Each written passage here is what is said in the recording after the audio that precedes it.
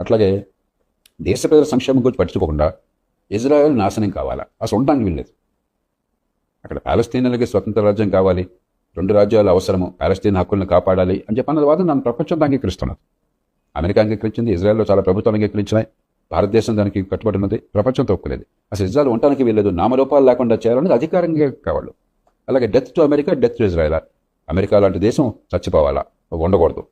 అది అధికారికంగా, అది ఊరికే కొంతమంది మూర్ఖులో లేకపోతే అతివాదులు చేసిన నాదం కాదు, ప్రభుత్వ విధానంగా నిరంతరం.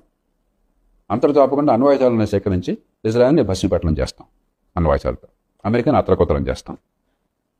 అక్కడితో కూడా ఆకుండా 4 టెర్రరిస్ట్ దళాలను ఏర్పాటు చేసి అధికారికంగా ప్రభుత్వానికి ప్రాక్సీలుగా హెజ్బుల్లా లెబనాన్లో ఇజ్రాయెల్ని దెబ్బకొట్టాలని చెప్పిన వాళ్ళకి అపారమైనటువంటి ఆయుధ సంపద. అంటే ఒక స్వతంత్ర దేశానికి సైన్యానికి ఎన్ని ఆయుధాలు ఉంటాయో ఒక టెర్రరిస్ట్ బృందానికి అధికారికంగా అంత పెద్ద స్థాయిలో ఆయుధాలను ఇచ్చారు, మిసైల్స్, క్షిపణులని ఆయుధాన్ని ఇచ్చారు. అలాగే హమాస్ హమాస్ ఎంత దారుణంగా కొడగొట్టిందో 2 ఏళ్ల క్రితం, అక్టోబరు 2 4 క్రితం. అక్కడి నుంచి మనకి గాజాలో ఏం జరిగిందో మనం చూసాం. అలాగే హౌతీస్ యెమెన్లో, అట్లాగే ముస్లిం బ్రదర్హుడ్ మీకు ఇరాక్, సిరియా ప్రాంతాల్లో. ఈ రకంగా ప్రపంచ చరిత్రలో, ఆధునిక ప్రపంచ చరిత్రలో ఏ స్వతంత్ర దేశం బలపడిన రీతిలో అధికారికంగా ప్రభుత్వమే టెర్రరిస్ట్ దండాలని పబ్లిక్గా బస్తీ మేసేవాళ్ళని, రహస్యంగా కాదు, బస్తీ మేసేవాళ్ళని చెప్పని వాళ్ళ ఆంశలాగా ప్రోత్సహించింది. ఈ నేపథ్యంలో ఈ మొత్తం సంఘటన చూడాలి. వాళ్లే కనుక ఈ అణ్వాయుధాల వ్యాప్తిని అరికట్టడానికి సిద్ధపడి అణ్వాయుధాలు మాట్లాడాలని చెప్పిన బహిరంగ ప్రకటించేసినట్టయితే ఇంకో రకంగా ఉండేది. అలా కాకుండా అణ్వాయుధాల మీద కూర్చున్నారు. అదొక ఒప్పందం ఒబామా సమయంలో కుదుర్చుకున్నారు.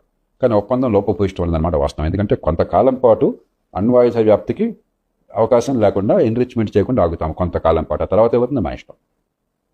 రెండోది, మరి టెర్రరిస్ట్ దళాలను ఇప్పటికే మీరు తయారు చేశారు, వాళ్ళకి ఆయుధాలు ఇచ్చారు, వాళ్ళు ఏం చేస్తారు అది మా ఇష్టం, మిగతావన్నీ అలా కొనసాగుతూనే ఉంటాయని చెప్పినది. ఆ కారణంగా ట్రంప్ దాన్ని రద్దు చేశాడు, ఏకపక్షంగా రద్దు చేశాడు. కుదుర్చున్న ఒప్పందం, సంతకం పెట్టిన ఒప్పందాన్ని. అది అయిపోయిన తర్వాత వీళ్ళు అదనంగా ఎన్రిచ్ చేసి మామూలుగా 3.5% మీకు యురేనియంని అణు విద్యుత్ కోసం అయితే 3.5% బాగా మ్యాక్సిమం ఎన్రిచ్మెంట్ కావాలి. 60% దాకా చేశారు. 60% ఎన్రిచ్మెంట్ ఏ శాంతియుత ప్రయోజనాలకు అవసరం ఉండదు, అది కేవలం అణ్వాయుధాల కోసం మాత్రమే. అదేమంటే బస్తీ మీద సవాలని చెప్పి అంటున్నారు. ఇక టెర్రరిస్టులు గొడవ కొనసాగుతున్నాయి.